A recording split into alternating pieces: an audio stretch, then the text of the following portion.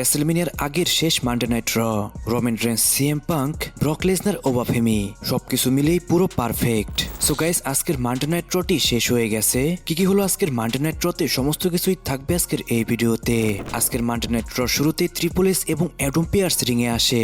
Triple H Adam pears রিংয়ে এসেছিল কারণ Brock Lesnar এবং ওবাফেমির কন্ট্রাক্ট সাইনিং করতে।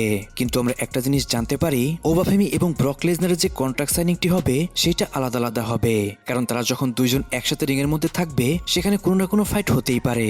সেখানে পল হেমেন আসে। পল হেমেন এসেই বলে এটা রেসেলমেনিয়ার টাইম, এটাই হচ্ছে ফাইট টাইম। তারপর সেখানে রিং এর মধ্যে আসে Brock Lesnar. Brock Lesnar ring এ আসার পরেই পল হেমেন বলে রিয়াল রেসেলমেনিয়া মেইন ইভেন্ট হবে ব্রক লেসনার ভার্সেস ওবাফেমির ম্যাচের মধ্যে, কিন্তু সেই ম্যাচের উইনার হবে ব্রক লেসনার। তারপর পল হেমেন ব্রক লেসনার সম্পর্কে আরো কিছু কথা বলে এবং ব্রক লেসনার কন্ট্রাক্টটি সাইন করে সেখান থেকে চলে যায়।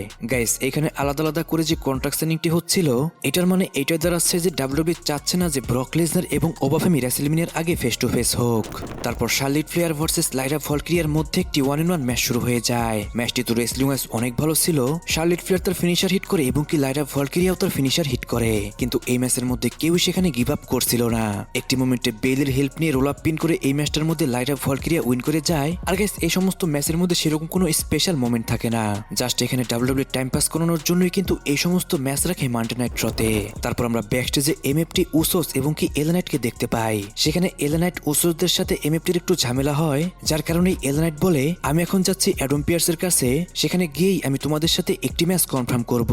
তারপর স্টেফেনি বেকর রিংয়ে আসে একটি ইন্টারভিউ দেওয়ার জন্য, কিন্তু তখনই সেখানে লিভ মর্গান আসে। লিভ মর্গান এসে স্টেফেনি বেকরকে অ্যাটাক করে দেয়। স্টেফেনি বেকর ফাইট ব্যাক করে, সে লিভ মর্গানের ওপর ডমিনেট করছিল। তখনই সেখানে বেশ কিছু সিকিউরিটি গার্ড আসে, তারা এসে সেখানে তাদেরকে থামিয়ে নিয়ে যাচ্ছিল। কিন্তু লিভ মর্গান তখনই মাইকে স্টেফেনি বেকরের মাকে নিয়ে কথা বলে, যার কারণে এই মোমেন্টটা আরো বেশি পার্সোনাল হয়ে যায় এবং কি আবারও তাদের মধ্যে ফাইট শুরু হয়ে যায়। আর গাইস, এই ব্রল চলতে চলতে এই সেগমেন্টটা কিন্তু এখানেই শেষ হয়ে যায়। তারপর উসোস এলা নাইট ভার্সেস এমএফটির মধ্যে একটা 6 ম্যান ট্যাগ টিম ম্যাচ শুরু হয়ে যায়। ম্যাচটা তো ভালোই চলছিল, বাট ম্যাচের মধ্যে হঠাৎই টামাটোঙ্গা সেখানে ইন্টারফেয়ার করতে আসে। টামাটোঙ্গার কারণে সোলো সিকোয়া সেই ম্যাচটি থেকে ডিস্ট্র্যাক্ট হয়, যার সুযোগ নিয়ে উসোস এবং এলা নাইট এই ম্যাচটার মধ্যে উইন করে যায়। গাইস, এরই মাধ্যমে কিন্তু এই জিনিসটা টিস করছে এই সপ্তাহের স্ম্যাকডাউনে টামাটোঙ্গা এবং কি সোলো সিকোয়ার মধ্যে আমরা একটা ঝামেলা দেখতে পারবো। হতে পারে এই সপ্তাহের স্ম্যাকডাউনে এমএফটি ভেঙে যেতে পারে। তারপর গুন্থার রিংয়ে আসে। সে এসেই কিছু বলতে যাবে, তখনই সেখানে চলে আসে সেথ রোলেন্স। সেথ রোলেন্সের হাতে কিছুক্ষণ মার খেয়ে রিং থেকে বের হয়ে যায় গুন্থার। তারপর সেথ রোলেন্স বলে 6 দিন বাকি রেসেলমেনিয়ার ম্যাচ হতে, সেখানে আমি তোমাকে ফেস করব, সেখানে আমি তোমাকে ডিস্ট্রয় করব। তুমি পল হেমেনের চামচামি করছো, আমি রেসেলমেনিয়াতে এর জবাব তোমাকে দিয়ে দিব। এটা শুনে গুন্থার আবারও রিংয়ে আসে।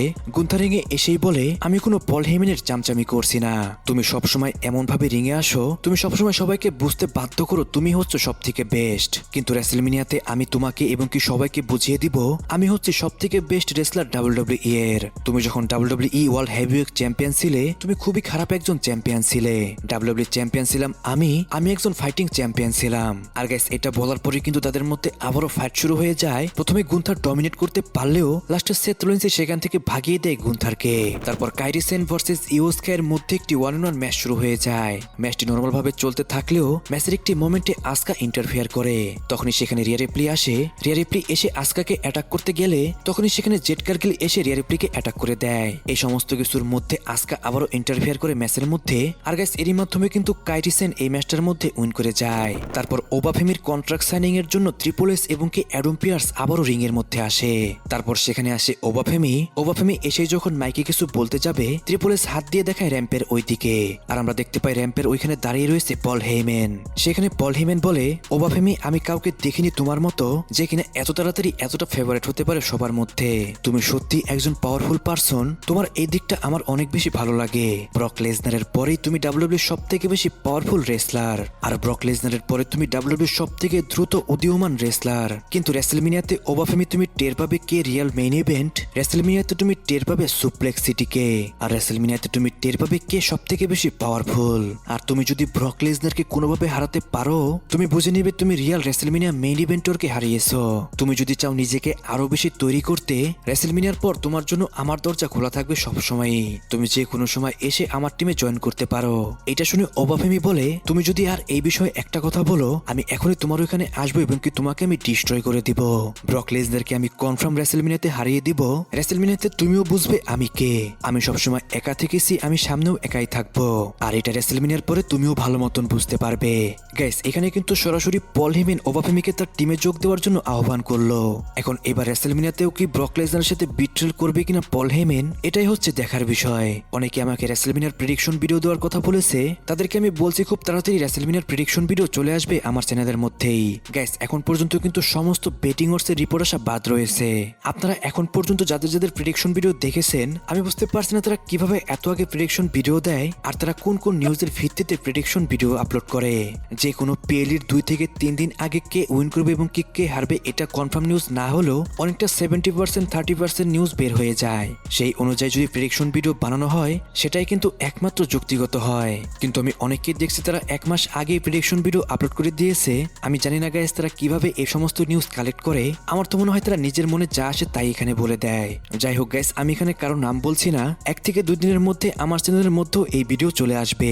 তারপর Jovan Ivan ড্রাগনলি versus JD McDonagh এবং কি রুসেফের মধ্যে একটি ট্যাগ টিম ম্যাচ শুরু হয়ে যায়। ম্যাচটি মোটামুটি ভালোই চলে, যেখানে কিনা ড্রাগনলি এবং কি জোভান ইভান উইন করে যায়। কিন্তু ম্যাচটি যখনই শেষ হয়ে যায় তখন রুসেফ একদমই আউট অফ কন্ট্রোল হয়ে পড়ে।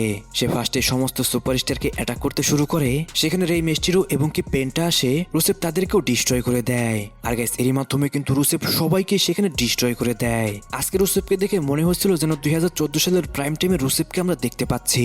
সত্যি কথা বলতে গাইস, রেসেলমিনিয়াতে যে 6 ম্যান লাইডার ম্যাচটি হবে, এই ম্যাচের মধ্যে যে সমস্ত সুপারস্টার রয়েছে তার মধ্যে থেকে যদি রুসেফ এই ম্যাচটার মধ্যে উইন করে, আমি পার্সোনালি অনেক বেশি খুশি হব। তারপর ওটিসি 1 রোমান রেন্স রিংয়ে আসে। রোমান রেন্স সেখানে এসে সবাইকে একনোলেজ করতে বলে। রোমান রেন্স আরো কিছু বলার আগে সেখানে সিএম পাঙ্কের মিউজিক হিট হয়ে যায়। আজকে সিএম পাঙ্ক র্যাম্প দিয়ে এন্ট্রি করে না, সে অডিয়েন্সের মধ্যে দিয়ে এন্ট্রি করে। সিএম পাঙ্ক এসে রোমান রেন্সকে নিয়ে উল্টাপাল্টা কথা প্রতি সপ্তাহের মতো বলতে শুরু করে দেয়। সিএম পাঙ্ক বলে, আমি তোমাকে হেট করি, আমি হেট করি তোমার 1316 দিনের টাইটেল রেনকে। তুমি সেই 1316 দিন যা যা করেছো সবকিছুই আমি হেট করি। আর আমি তো এইটাকে এতটাই হেট করি যে আমি এই নাম্বারটাকেও হেট করতে শুরু করে দিয়েছি। তুমি তোমার টাইটেল রেন চলাকালীন সময় বেশিরভাগই চিটিং করেছো, তার মাধ্যমে তুমি তোমার টাইটেলগুলো ডিফেন্স করেছো। সিকা যে কিনা তোমার ফাদার, তাকে আমি অনেক বেশি রেসপেক্ট করি। সে একজন গ্রেট রেসলার। তার সম্পর্কে আমি এই পর্যন্ত যা যা বলেছি তার জন্য আমি তোমার কাছে ক্ষমা চাচ্ছি। তোমার রয়্যাল ফ্যামিলিতে আমার জন্ম হয়নি, এটা নিয়ে আমি অনেক বেশি খুশি। আমি আমার নিজের ফ্যামিলি নিয়েই অনেক বেশি প্রাউড ফিল করি। সব জায়গায় আমার হোম, কারণ আমি ওয়ার্ল্ড ওয়াইড রেসলিং করে থাকি।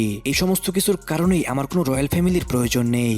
রেসেলমিনিয়ার মধ্যে যে তোমার আমার ম্যাচটি হবে, সেই ম্যাচের পরেই অ্যানাউন্সার বলবে still WWE world heavyweight champion CM punk.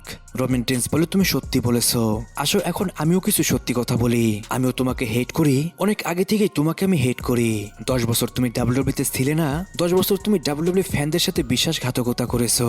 রেসেলমিনিয়াতে সবকিছুই চেঞ্জ হয়ে যাবে। রেসেলমিনিয়াতে ডাব্লিউডব্লিউ ফ্যানরা পাবে নতুন চ্যাম্পিয়নকে, আর এরই মাধ্যমে ট্রাইবল চিপ আবারও টপে চলে যাবে। কারণ তোমার টাইম শেষ, এখন থেকে আমার টাইম আবারও শুরু। গাইস এরই মাধ্যমে খুবই সিম্পল ওয়ার্ডের মাধ্যমে আজকে এই সেগমেন্টটি শেষ হয়ে যায়। আজকে না রোমান রেন্স সিএম পাঙ্ককে অ্যাটাক করেছে, না সিএম পাঙ্ক রোমান রেন্সকে অ্যাটাক করেছে। এখন অনেকের মনে প্রশ্ন আসতে পারে, কেন ব্রক লেসনার ওবাফেমিকে অ্যাটাক করলো না আর রোমান রেন্স সিএম পাঙ্ককে অ্যাটাক করলো না। গাইস যেহেতু আর 6 দিন পরেই এত বড় একটা ম্যাচ হবে, তাই ডাব্লিউডব্লিউ আজকে কোনো রিস্ক নেয়নি। বাই চান্স আজকে ফাইট করার সময় যদি কোনো একটা ইনজুরি হয়ে যায়, তাহলে কিন্তু সর্বনাশ হয়ে যেতে পারে ডাব্লিউডব্লিউ রেসেলমিনিয়ার জন্য। এই জন্য গাইস এটাকে আজকে পজিটিভ ওয়েতে নিবেন। গাইস আজকের ভিডিও তেমন একটা বড় করলাম না, কারণ আজকে কিন্তু কোনো বড় স্টোরি ছিল না মানডে নাইট রতে। শুধু রেসেলমিনিয়াতে যে সমস্ত ম্যাচ হবে, সে সমস্ত ম্যাচ নিয়ে সুপারস্টারদের কিছু কথা ছিল, জাস্ট এটাই। আজকের মানডে নাইট রকে অনেকটা ভালো বলা যাবে না, আবার খুব একটা খারাপও বলা যাবে না। গাইস আজকের মানডে নাইট রটি আপনার কাছে কেমন লেগেছে সেটা কিন্তু অবশ্যই কমেন্টে জানাবেন। সো গাইস আজকের ভিডিও এই পর্যন্তই। রেসলিং সম্পর্কে সমস্ত নিউজ এবং কি আপডেট জানার জন্য চ্যানেলটিকে সাবস্ক্রাইব করতে ভুলবেন না।